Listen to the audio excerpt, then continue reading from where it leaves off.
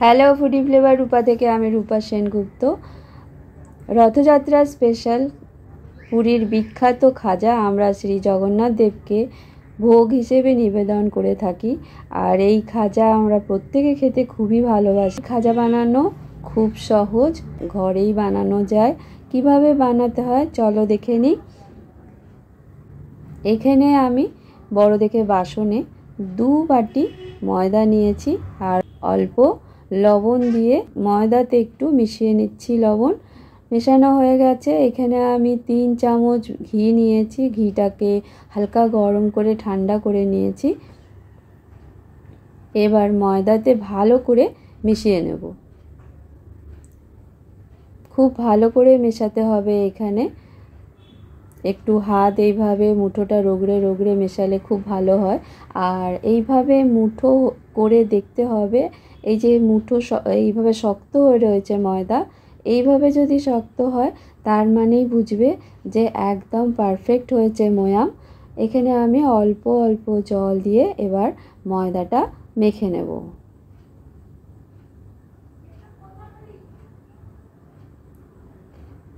আমরা যেভাবে রুটির আটা মাখি তার থেকে একটু শক্ত মাখতে হবে। ময়দাটা ভালো করে মাখা হয়ে গেছে।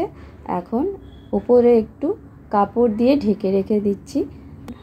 ময়দাটা 15 মিনিট রেস্ট করতে রেখে দিলাম।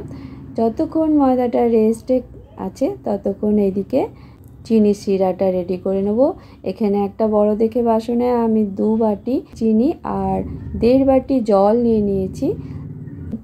চিনির শিরাটা যতক্ষণ রেডি হচ্ছে এদিকে ময়দার থেকে আমরা লেচিগুলো তৈরি করে নেব।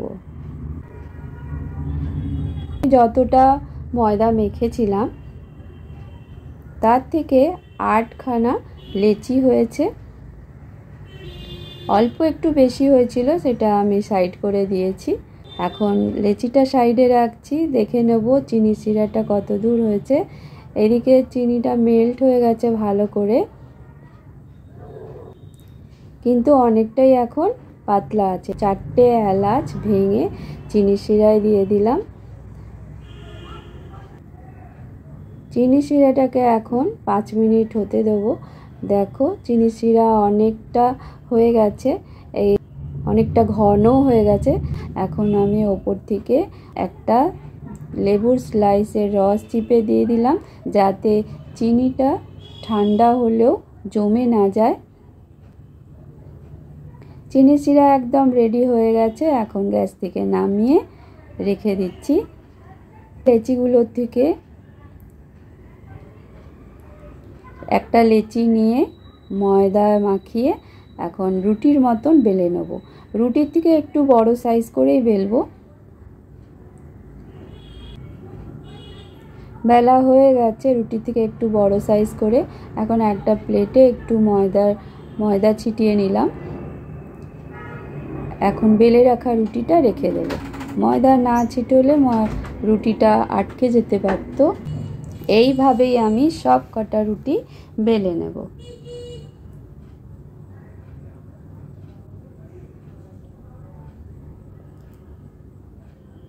যতবার রুটি বেলে রাখবো ততবার ওপরে একটু করে ময়দার গুঁড়ো ছিটিয়ে নেব।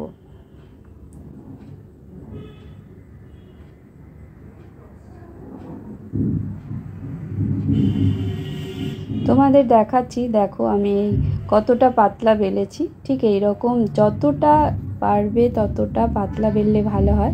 এখানে 4টে লেচি আমি রেখে দিলাম, 4টে রুটি বেলে নিয়েছি। এই 4টে পরে করব। এখন কাপড় দিয়ে ঢেকে রেখে দিলাম। এখন এই 4টে রুটির মধ্যে একটা রুটি আমি চাকিতেই রেখে দিয়েছি। এখন এই রুটির ওপরে ঘি ভালো করে মাখিয়ে নেব। যারা ঘি পছন্দ করো না তারা তেল মাখাতে পারো, কিন্তু ঘিটা মাখালেই বেশি ভালো হয়। খাজা বেশ অনেকটা ক্রিস্পি হয়। এই ঘিয়ের জন্য ভালো করে ঘি মাখিয়ে এখন ওপরে আমি এইভাবে ছাঁকনিতে কর্নফ্লাওয়ার নিয়ে নিয়েছি। কর্নফ্লাওয়ারটা এই রুটির ওপরে ভালো করে ছড়িয়ে দিচ্ছি।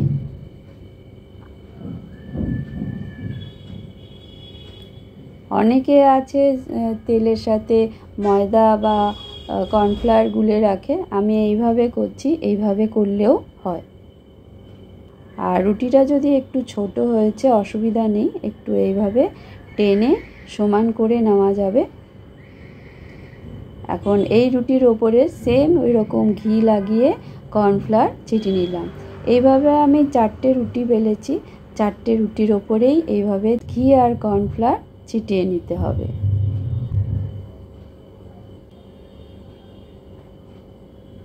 চারটে রুটি কমপ্লিট হয়ে গেছে। এখন সুন্দর করে হালকা হাতে, বেশি প্রেসার না দিয়ে ফোল্ড করে নেব। বেশি প্রেসারে ফোল্ড করলে লেয়ারগুলো, যে খাজার যে লেয়ারগুলো হয়, সেই লেয়ারগুলো ভালো করে হবে না। এখন একটু সাইড করে নিচ্ছি। একদম লাস্টের দিকে ফোল্ড করার আগে এইভাবে হাতে একটু জল লাগিয়ে এই রুটির উপরে একটু জল লাগিয়ে নিলাম, আর জল লাগিয়ে এইভাবে ফোল্ড করে নেব। যদি এই জায়গাটায় ভালো করে ফোল্ড করা হয় তাহলে আর ফোল্ডটা খোলে না।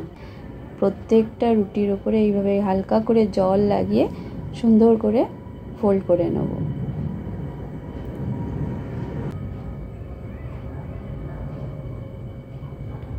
আমি এখানে 4টে রুটি করে দেখিয়েছি। তোমরা চাইলে 5টা 6টার উপরেও করতে পারো, কোনো জরুরি না যে 4টেই করতে হবে। জল দিয়ে ভালো করে ফোল্ড করা হয়ে গেছে। এখন হাত দিয়ে একটু এইভাবে রোল করে নেব, যাতে ভালোভাবে জিনিসটা সেট হয়ে যায়। এখন আমি একটু প্লেটে রেখে দিচ্ছি, একটু জায়গাটা ভালো করে পরিষ্কার করে নেব।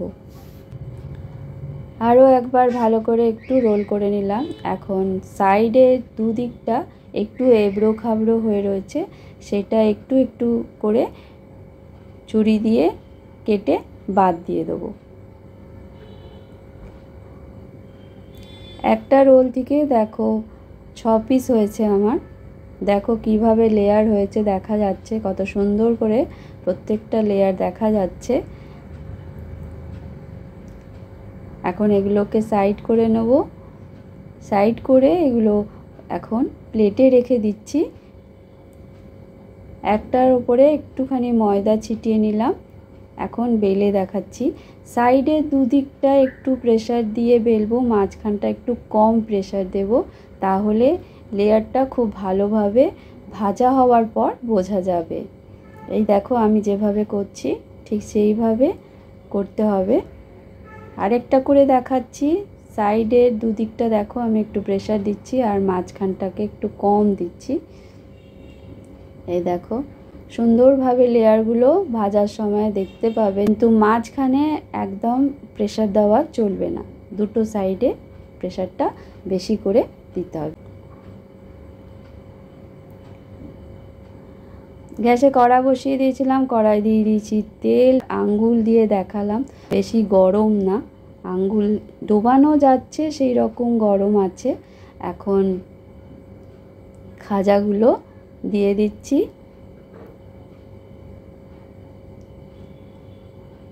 খাজাগুলোকে একদম লো ফ্লেমে ভাজতে হবে, না হলে খাজা ক্রিস্পি হবে না। আর এই খাজা নিজের থেকেই ওপরে এই দেখো এইভাবে ভেসে উঠেছে।